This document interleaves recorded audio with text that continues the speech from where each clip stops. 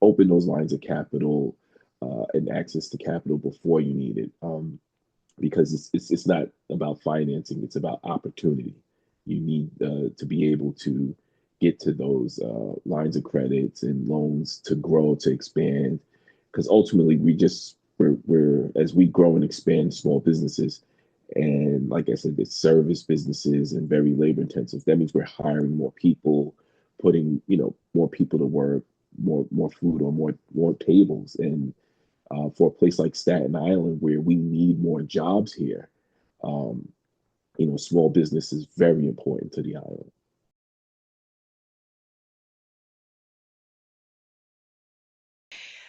Staten Islander News is here today with Ramel Lee. Ramel Lee is the founder and chief executive officer of RDL Security Solutions, LLC, a full service security management firm headquartered in Staten Island, New York. Since establishing the company in 2016, Ramel has positioned RDL as a trusted leader in delivering innovative protection strategies and risk mitigation services to both government agencies and private sector clients. So, good morning, Ramel. It's good to have you with us. Good morning. Thank you for having me. Looking forward to speaking with you.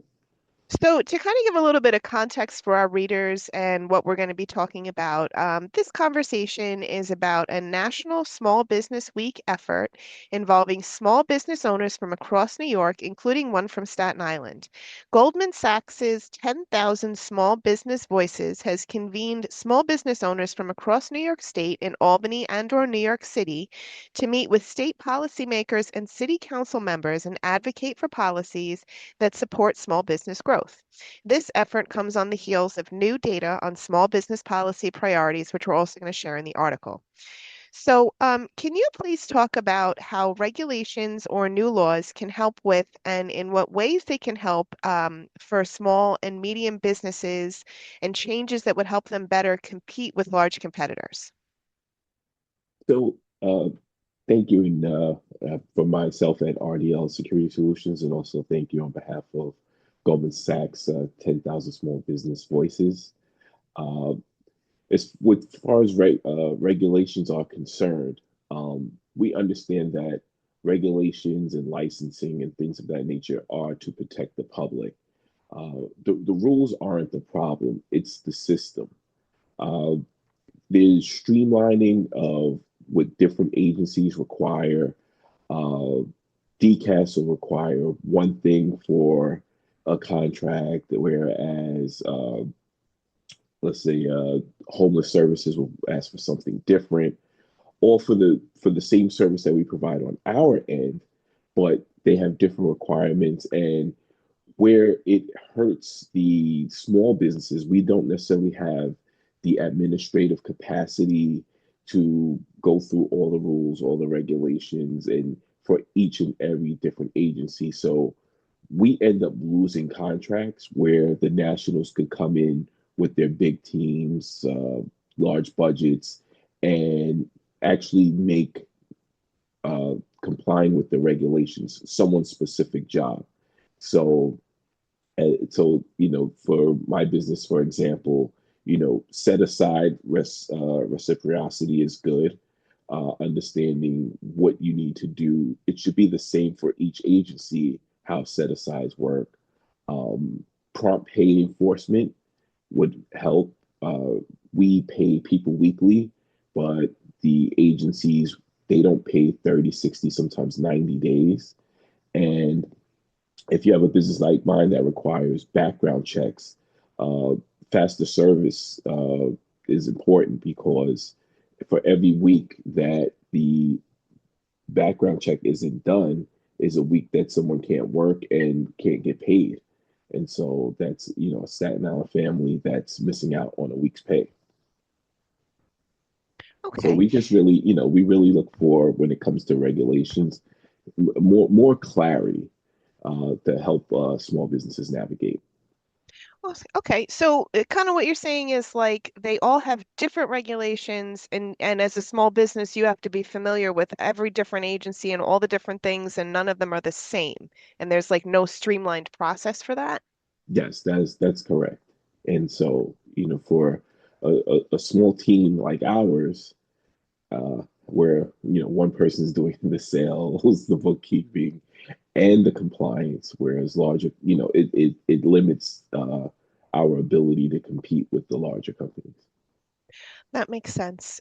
So it seems like because we were actually this weekend, we're gonna have a video from ABNY. I don't know if you know who ABNY is, Association for a Better New York. Yeah. Um, Basically, there are nonprofits out there who get contracts with the city who 4 months is a short time for them to get paid in. They're like, oh, we don't ever get paid in 4 months. We're get paid a year later, and it's like, and they have lines of credit, and they're paying interest on loans to pay their people because the city takes such a long time. So it kind of seems like there's a lot of paperwork stuff that kind of needs to be handled. Yes, absolutely. That kind of delves into access to capital, really, when you get to the net 30, net 60, net 90 payment schedules. You know, a lot of our businesses are small businesses are service businesses, and they're very labor intensive. For example, our business, almost 90 cents of every dollar goes towards employee compensation. And so, like as I mentioned before, our employees are paid weekly by law, right? We're required to pay them weekly now. Um, but that the gap in between when we get paid and when we pay our employees is crucial. Um, there's the working capital lines is tough because they, for service businesses, between that and the bonding, there's no real collateral for them to give you lines of credit against. So, for example, we're on the North Shore, small office. There aren't fixed assets for a company to say, okay, we can give you a line of credit against this fixed asset. It's against your accounts receivable. So that gets you to an instance where you may consider factoring, but factoring is very expensive. Um, it can be 2 to 5% of the money that you borrow. And as I stated, 90% of every dollar of all your money goes towards your employees, and then another 5% goes towards the factoring payback interest. Then that leaves you, 5% to take care of your family and the administrative overhead of your business. Some ways to fix it would be uh, like state-backed credit. That would help. Bonding assistance uh, to get these larger contracts, especially with the government. You need surety bonds, so bonding assistance would help, and just more awareness on what the SBA and Empire State Development can do to help you with your access to capital. I encourage all small business owners to procure lines of credit before you need it. When you're cash flowing well and everything's going good, everyone wants to open your wallet to you when you don't when you don't need the money. But when you do need it, that's when there's more oversight, more strict guidelines, and things can become predatory. So open those lines of capital and access to capital before you need it, because it's not about financing; it's about opportunity. You need to be able to get to those lines of credits and loans to grow, to expand, because ultimately we're as we grow and expand small businesses, and like I said, it's service businesses and very labor intensive. That means we're hiring more people, putting more people to work, more food on more tables. And for a place like Staten Island, where we need more jobs here, um, small business is very important to the island. Right, right. And so just one thing that I wanted to just make sure that I'm not confused on. So if you get a line of credit that you get a line of credit from the bank, you don't actually pay interest until you use it. Is that right? Until you draw It's on it? There's different products. Some products you pay regardless of whether you use it or not. and some products you pay on the draw that you make against it. So that's why I mentioned getting it before you need it, because it'll be it'll, it'll be easier for you to get a product where you don't pay unless you use it when you don't need it. If you get to a point where you need it, then the programs that become available to you are programs where you have to pay regardless of whether you use it or not. Right. And you said something before, a term I'm not familiar with, factoring. Can you Oh, explain what that is? so factoring is when there are companies that will give you loans against your accountables receivable. So they'll look at your contracts, your invoices, and then they'll give you a loan against the invoices that you have out. Oh, I see. Okay, that makes sense. So, so basically, access to capital is one of the really important things, and there's a lot of barriers to actually accessing capital for a small business. And what you mentioned, where there could be like a state line of credit that has a lower interest rate, from my understanding, and I've actually asked Abney this as well, it looks like there's something like that from the city that I guess the state could kind of look at as a template. Yeah, so the city is launching program, pardon me if I can't remember the exact name of it, but it allows for flexible financing. So a lot of service businesses are seasonal. They don't have regular cash flow, regular steady cash flow. So the city is starting with a product that will allow you to pay based on your cash flow. So the months that you have low cash flow, your payments are lower. The months that you have higher cash flow, your payments are higher. So that's going to help a lot of seasonal businesses, especially in a place like Staten Island where if they tell us we have 4 seasons, but it's more like 8 different seasons that we go through. So depending on your business, uh, your cash flow is different, and having high insurance payments and other payments during a time where you have low cash flow can be detrimental to your business. So that is one good fix that the city is going forward with. But just the state and the city providing access to capital for more favorable terms than um, private lenders do would go a long way to helping with small businesses. Something similar to a 504 program with the state or the city would be extremely helpful. Okay. Okay. And then I wanted to see if you could talk a little bit about how regulations or laws would help with AI implementation in your security business and how that would, like, how you guys would use AI or want to use AI and how the government can help you. So how we're currently using, I mean, I'm a big uh, advocate for AI. My brother teases me and says I have a bromance with Claude. But where we're looking to use AI to support the security businesses in video analytics, predictive scheduling, and training.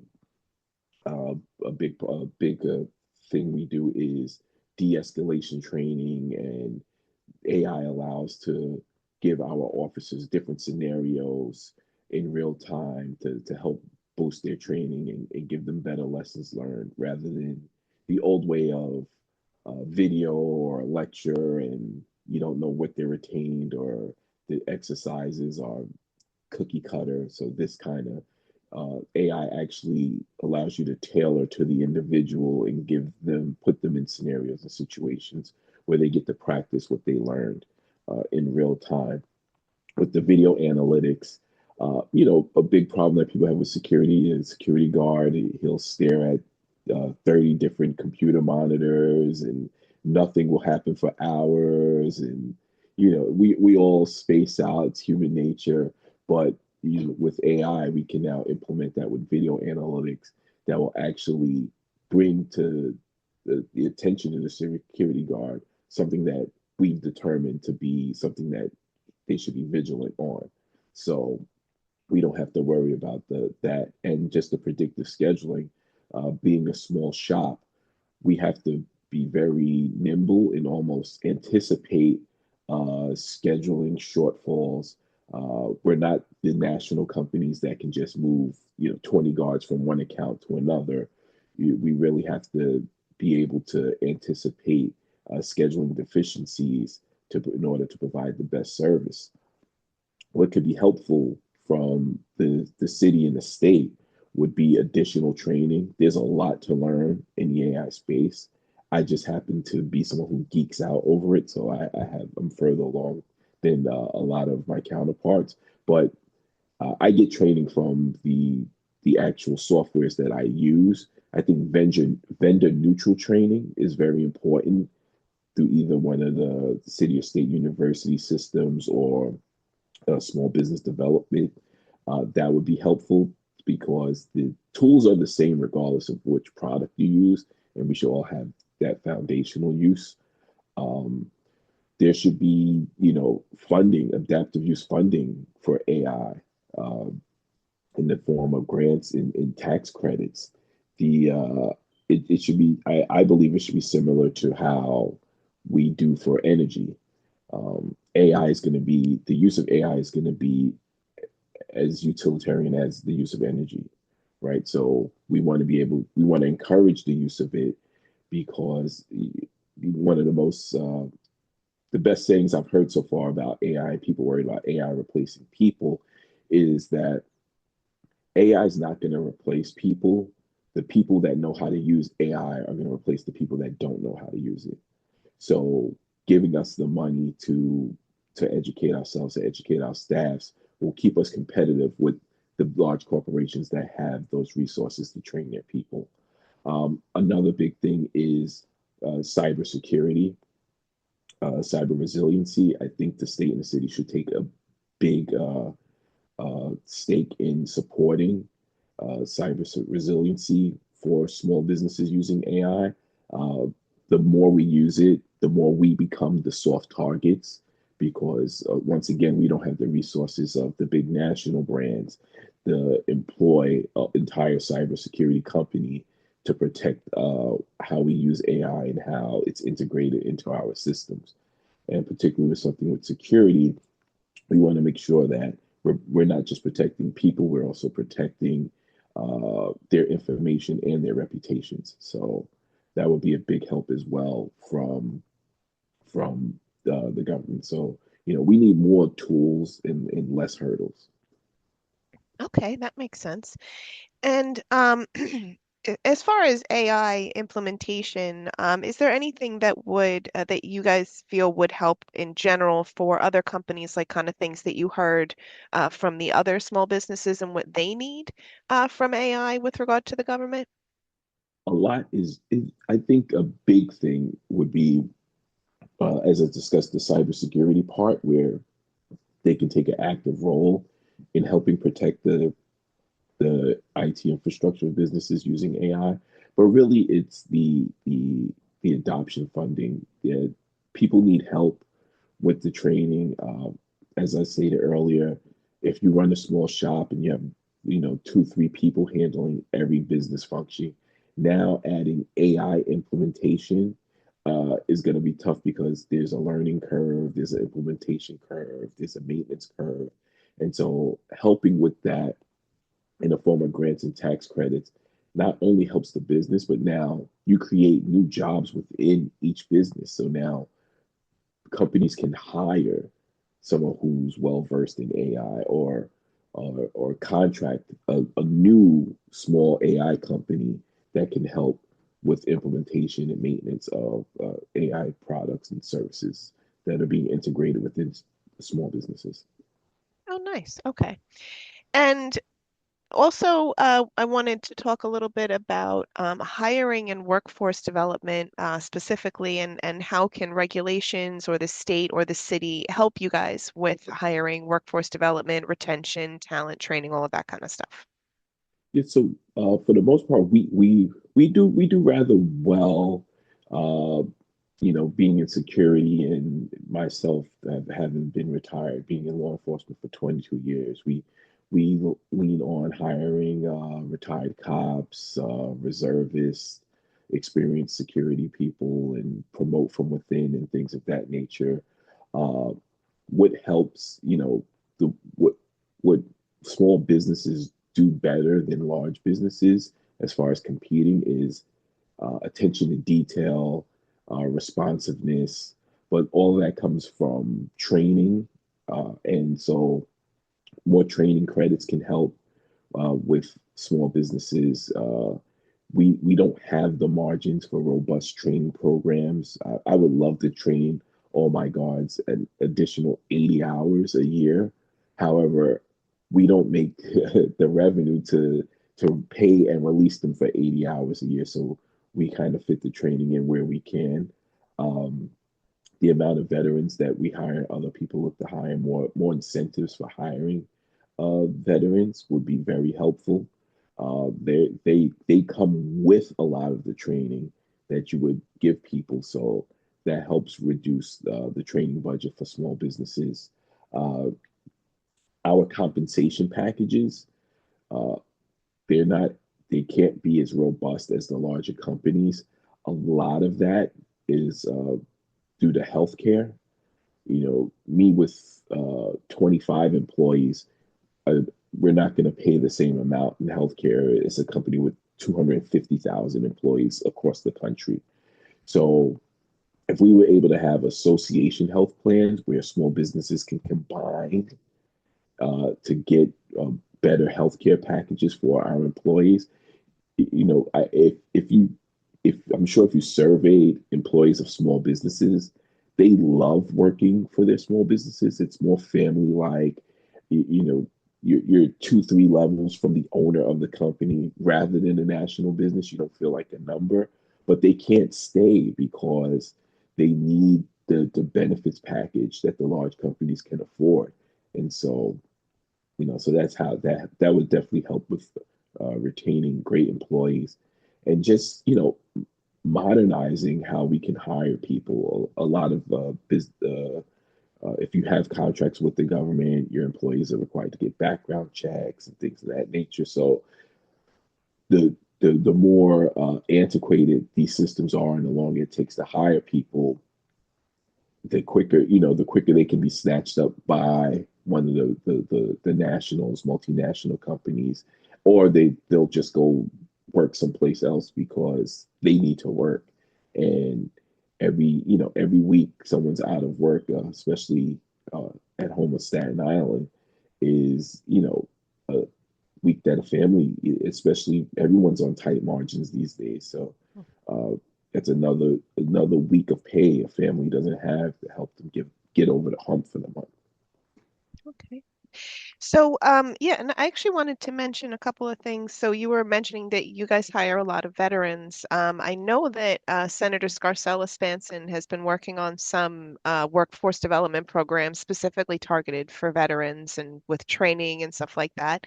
So, I'm definitely going to put that in the article as well. And it's interesting what you were saying about the health insurance because that's like it's not a new issue. I think that the Affordable Care Act, got passed like 15 years ago, something very long. But when that happened, every company suddenly had to pay for their all of their employees' health insurance. And that definitely increased costs for a lot of companies. I know back then a lot of companies ended up having to let a lot of their people go. But something like where, for example, the Graphic Artists Guild has a group health insurance plan that's less expensive than some other companies can get. Like if there was to be some kind of a small business organization where small businesses of all different types could get together in this one organization, like not really a union because they'd be different kinds of businesses, but they could like collectively bargain for lower health insurance prices, that might be something that could help a small business like yours. That would be right. That would be perfect for a small business like mine that we can join an association where we can compete on it. Well, actually, now the insurance companies are now competing for our business, thereby lowering the cost to each small business. And then because it's not just higher cost for the business, it's also higher cost for the employee as well, because Mhm. we split the payments. Right, So it actually it helps the small business stay in business, stay competitive, and it puts more money in the pocket of the employee. right. Right, because if you're part of a bigger pool and like so you have that buying power of the 250,000 employees Right. overall, that might actually be something that would be helpful. I wonder if something like that maybe is in the works or they just never It did it. Who knows? fingers crossed, fingers crossed. So is there anything else that you wanted to kind of talk about that we didn't cover yet? No, other than that, we hear a lot that small business is the backbone of the economy, and it's It's the true. lifeblood of the Yeah, economy. Yep. yeah, that's everyone's tagline, but it's true though, and we're just asking that it's not just a tagline, that it's actually being treated that way. When laws are passed, especially in the city, there needs to be a small business impact study attached to it, because you know the the intent may be great when they're thinking about different rules and regulations, and on the minds of the people passing the rules and regulations, they may be thinking about the multinational companies, the public companies, and put these rules into place. But then when it trickles down to smaller companies, it's burdensome, and we're not creating the issues that some of the larger companies are creating, but yet we have to pay, we have to go through the same hurdles that they have the resources and the capabilities of overcoming. So just when regulations are passed, that small business should be considered, we should have a seat at the table prior to regulations and rules being passed, as opposed to passing them and then hearing us complain and then trying to figure it out. So us having a seat at the table is big, because this is a partnership, especially here on Staten Island, uh, where we want more jobs on Staten Island. I know I've commuted for many years. I would have loved to have a 10-minute commute, and for every small business that thrives on Staten Island, we hire our neighbors. They thrive. They spend money on Staten Island. It especially here becomes very the ecosystem. It works better when the jobs are here on the island. So Right. And actually what you were mentioning about the regulations and how they can actually have bad consequences or negative consequences for small businesses. One example of that was when the mortgage industry collapsed back in 2008 and they made, I think they're called the Dodd-Frank law or the Dodd yeah, something law. yeah, Dodd-Frank, yeah, Basically, in other parts of the country, like in Alabama, for example, Louisiana and Oregon, people are stuck in mortgages because the little banks that would have given them a mortgage will not give a mortgage for any house under $250,000. So, and that was kind of like an unintended consequence of that law. So, if like for a big bank, that's not a problem. They could just make new mortgages. But in these places, there are such smaller banks that the smaller banks went out of business, and now the people are stuck in their houses and they can't sell them because they can't get a bank to actually take the sale.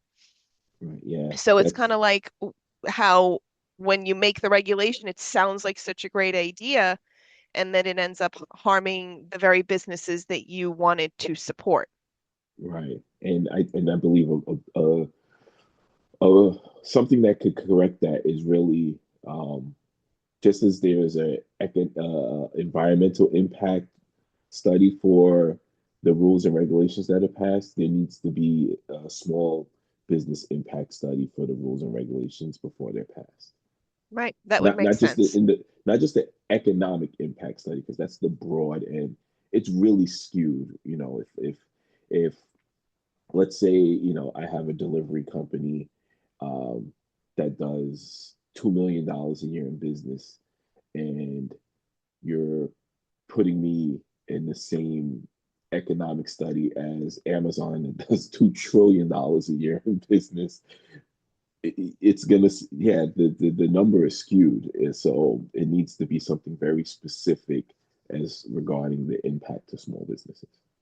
Right, right. And having good definitions for what a small business is, what Yes. revenue is, what the size is, how many employees, what constitutes a small business or a medium business. I don't know if they have such kind of tightened up, Yeah. definitions like that. The biggest thing is different municipalities or different levels of government have different definitions of what a small business is. So then you get into that. The city Right. says this is a small business, where the federal government says that's a small business. And so just more streamlining, more simplicity helps small businesses a lot. Absolutely. Well, it was really good to speak with you today, and I think that our audience will definitely learn a lot from our conversation. So thank you. Thank you for having me. I really appreciate it. Are there any other votes? Announce the results. Ayes 134, noes 0. The bill is passed. Mr. Fall. Thank you, Madam Speaker. It's an honor and pleasure to recognize the extraordinary impact of Goldman Sachs' 10,000 small business voices and the important role it continues to play in strengthening businesses and local economies across New York State, particularly in my assembly district in Lower Manhattan. Through education, strategic support, and advocacy, this program has helped entrepreneurs grow, create jobs, and ensure that small business leaders have a true seat at the table in shaping our economic future. I would like to also extend a special welcome to Sarah Payton, who's the Vice President at Goldman Sachs, and the delegation joining us here at the Capitol today during National Small Business Week. We thank you for your continued investment in New York's small business community and for the work you do to uplift entrepreneurs across our state. Madam Speaker, would you be so kind to extend the cordialities of the floor to our guests today? On behalf of Mr. Fall, the Speaker, and all members, we welcome our representatives from Goldman Sachs here today. We extend privileges to you from the Assembly floor and hope you enjoy our proceedings today. It's awesome to see small businesses here active in the community, uplifting. You definitely are the foundation of business in all of our communities. So thank you for everything you do every single day, and thank you for joining us today.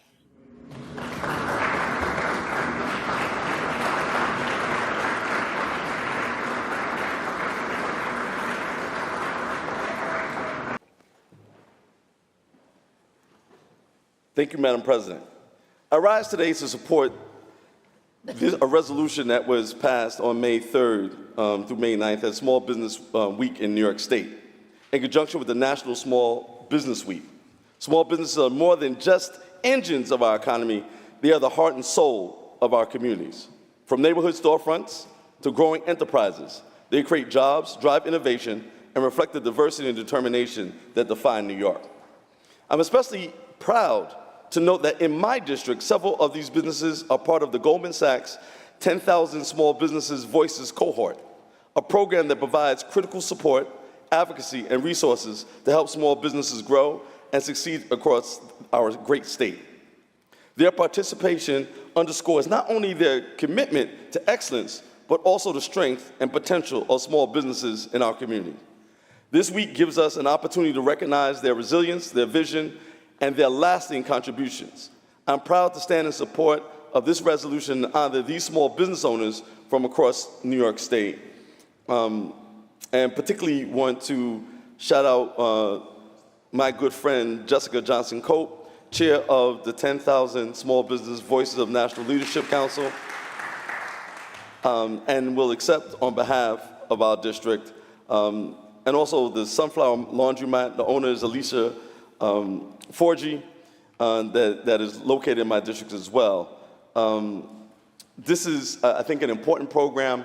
One of the things we understand, all of us, in our commercial strips, that small businesses are the ones that keep things going. that provide most of the employment in our communities, particularly in Black, Latino, Asian communities as well, for most women. And so this Goldman Sachs effort and this week to acknowledge that is critical. Thank you, Madam President. Thank you, Senator Parker. To our guests who are here with the Goldman Sachs Small Business Program and all of our small businesses, we welcome you to the Senate. We extend to you the privileges and cordialities of the House. Please rise and be recognized.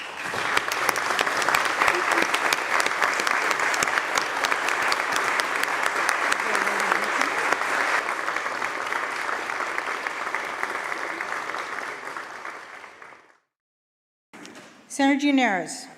Madam President, this time let's take up the controversial calendar, beginning with calendar 879, please. The Secretary will ring the bell. The Secretary will read. Calendar number 879, Senate Bill 335 by Senator Gianaris, enactment of the General Business Law.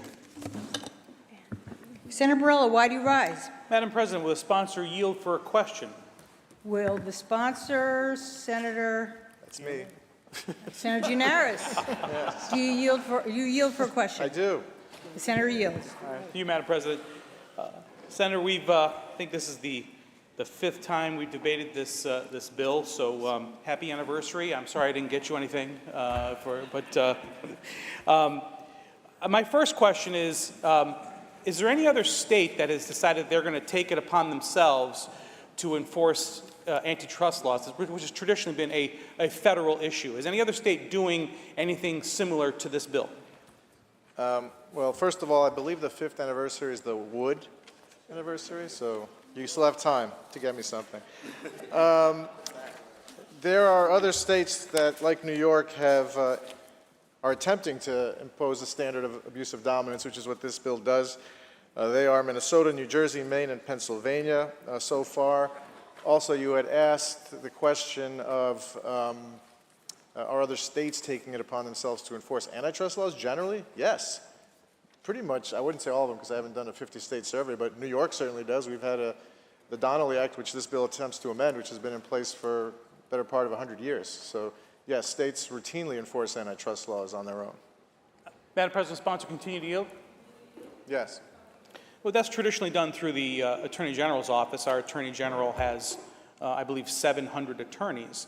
And they obviously find the opportunity once in a while to do something that's not political and actually go after people that are violating those type of statutes. That being said, this is going to create, wouldn't it, with a private right of action, kind of private attorney bounty hunters are going to be out there going after, in some cases, small businesses for allegedly being in violation of this. Aren't you kind of creating a situation where we're going to have attorneys going out there and saying this guy owns a gas station and he's the only one in town, and we're going to make sure that everybody that's ever bought gas there is going to get a check for 50 cents while the law firm profits millions?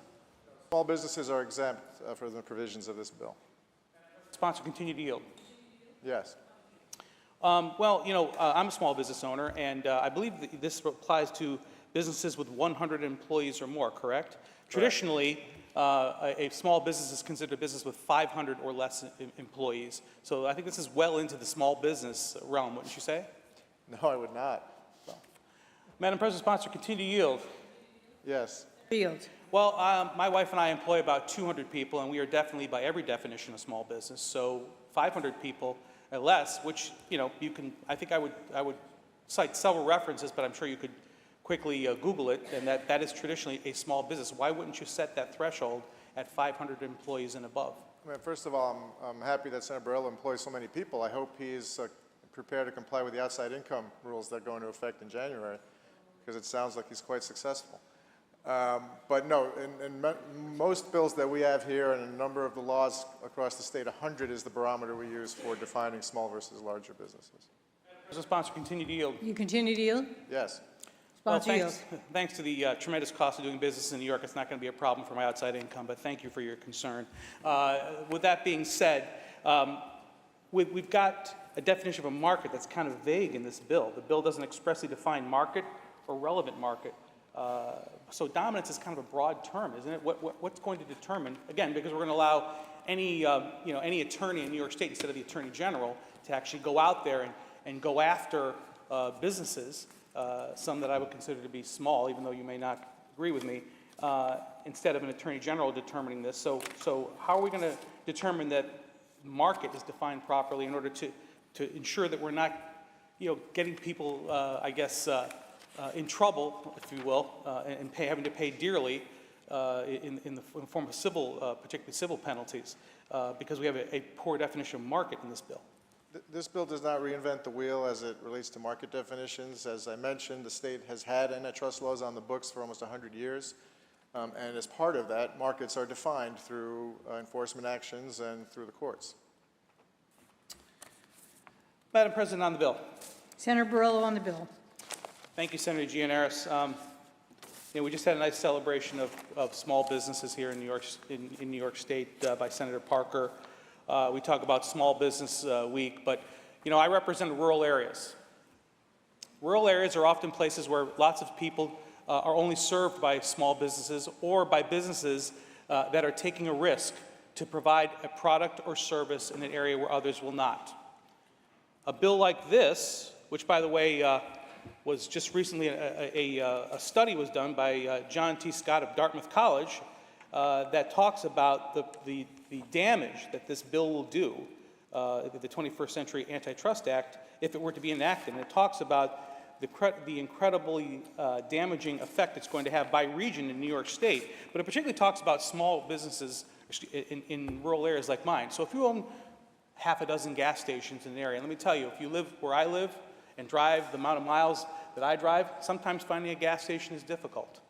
And now this person that's decided to employ people in rural areas, provide, in some cases, the only place to get a carton of milk, a gallon of gas, and many other essentials, it could be the target of a class action lawsuit because he's the only person that provides gasoline in a certain radius of this undefined market. Do I believe that someone wants to intentionally do harm to small business with this bill? No, I don't believe Senator Gianaris' intention is that. I think he wants to go after businesses that, quite frankly, have a death grip in some cases. So I understand that that's the intention. However, there is always an unintended consequence. And in this case, any attorney could determine that they believe that they have an opportunity to make some money by targeting small businesses in rural areas in particular that'll have to pay. And if you don't believe that, look at some of the things we've already seen happen here in New York State. We had this, frequency of pay bill, which literally put small businesses out of business. That wasn't the intention, but that was the result. And we have a huge problem still with that law, which has not been changed and not been addressed significantly. It's tough enough to do business in the state, I can tell you from firsthand experience. When you look at a bill like this that's trying to address an issue that, quite frankly, should be handled by our Attorney General.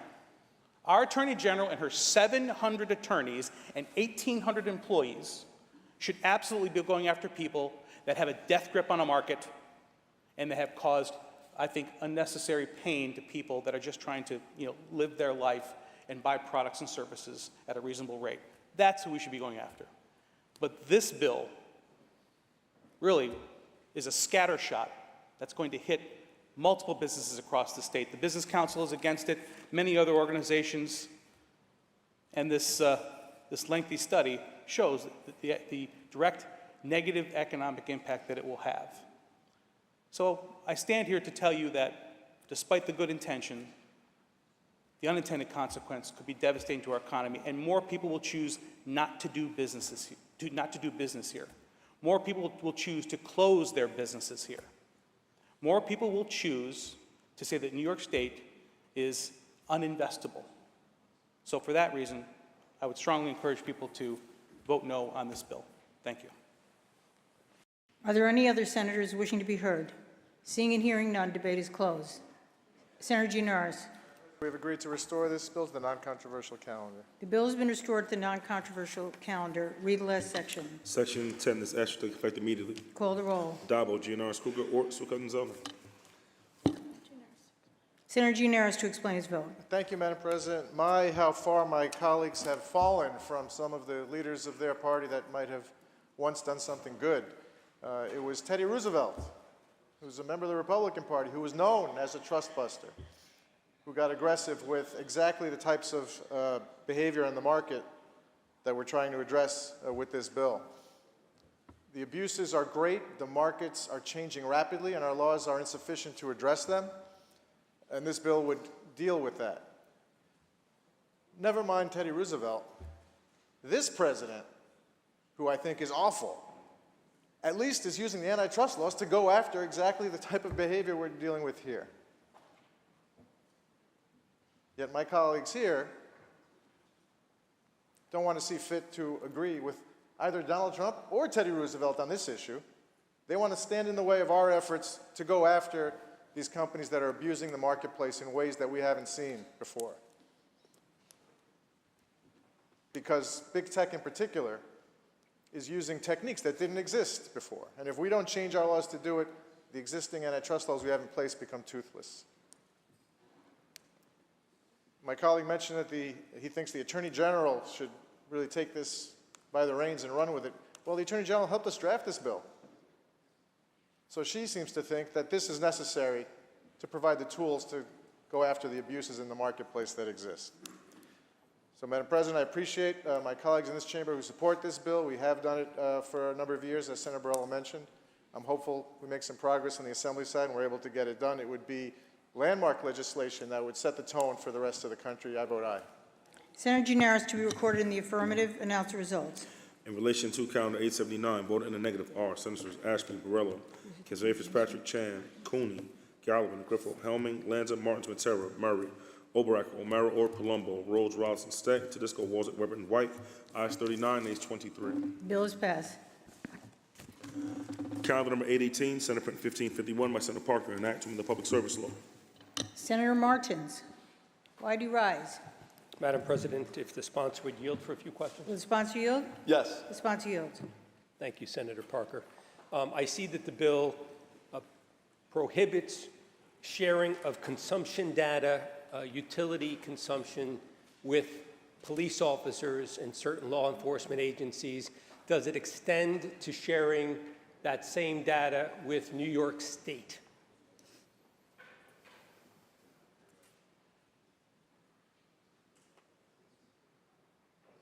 Madam President, through you, who specifically in New York State are you referring to, Senator?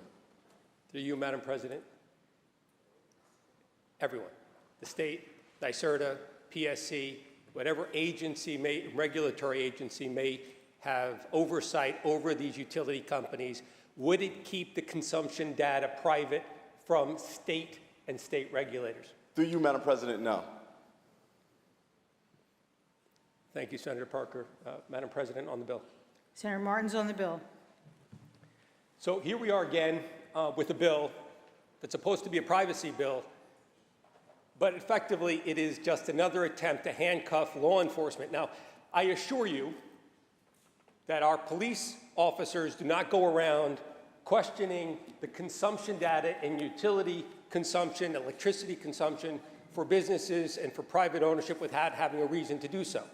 If they're going to inquire as to that consumption data, which sometimes has a direct relation to criminality as part of their investigation, I fail to see why we would, in this context, handcuff law enforcement, yet at the same time decide that we're going to allow that same data to be available for state regulators, for New York State to be able to go into these businesses to see how much electricity they're actually using for whatever purposes they want. Either we are committed to protecting data and privacy, or we are not.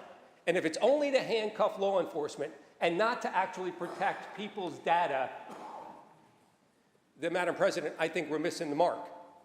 Because once again, we're going to side with making it harder to hold criminals accountable, and yet we're going to exempt the state and state regulatory agencies with regard to access to privacy, and that's a mistake. And so, Madam President, I'll be voting no. I encourage my colleagues to vote no, because there is absolutely no reason we would advance policy that handcuffs our law enforcement professionals in pursuing a criminal investigation and doesn't actually protect the privacy of those who are actually entitled to those protections. So I'll be voting no. Thank you, Madam President. Thank you, Senator Parker. Are there any other senators wishing to be heard? Seeing and hearing none, debate is closed. Senator Gianaris.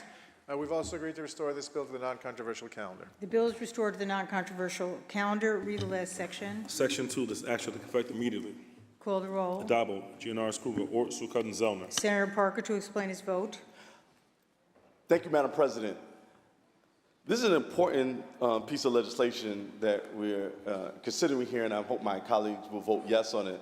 I want to respectfully disagree with my colleague who thinks that we're hamstringing law enforcement. Law enforcement will, in this case, will do what they always do when they need information, which is they'll ask for a warrant.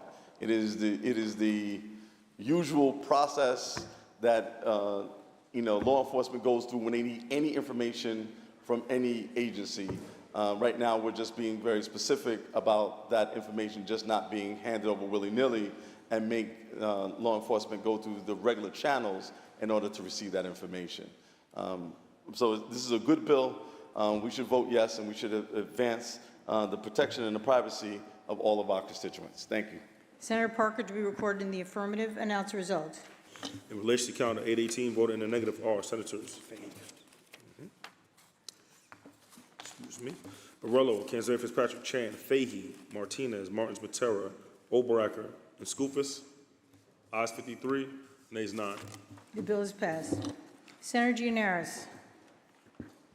Is there any further business at the desk, Madam There's no further business at the desk. I want to point out for this evening that we have rooting interest both for the Buffalo Sabres, who begin their next round, and the New York Knicks, who begin round 2 as well, or second game of round 2. So let's go Sabres, let's go Knicks, and I move to adjourn until tomorrow, Thursday, May 7th at 11 a.m. A motion, the Senate stands adjourned until Thursday, May 7th at 11 a.m.